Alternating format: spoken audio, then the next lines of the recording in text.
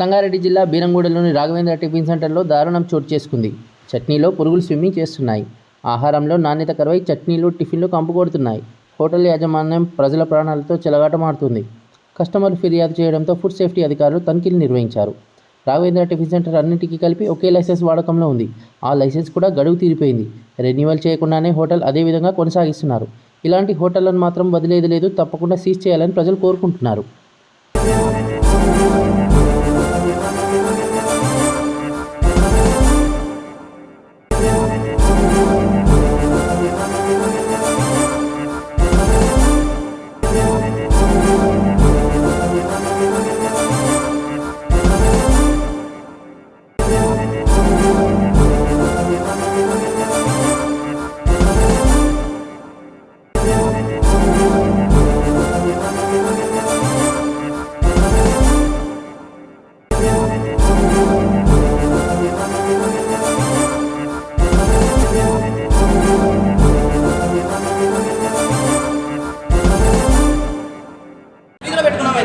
Raghavendra hotel వీధిలో ఉందా చెప్పండి.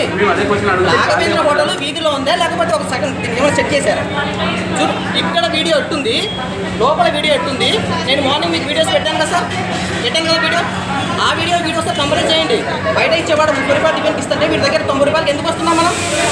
ఎందుకు వస్తున్నాం? నీట్గా ఉంటామని. మనకి 30 రూపాయలు పెట్టలేక కాదు, వాళ్ళ దగ్గర నీట్గా ఉండదేమో, వీడు ఏమన్నా మెయింటైన్ చేస్తాడేమో అనే ఉద్దేశం మీద మనం నీటికి వస్తాము. ఓనర్ ఇక్కడ ఉండడు, సాయంత్రం ఎప్పుడు వస్తాడు, నువ్వు అప్పుడు రా చూసుకున్నామని చెప్పేసి నీళ్లు తాగుకుంటే చాలా నెగ్లెక్ట్గా మాట్లాడాడు అతను.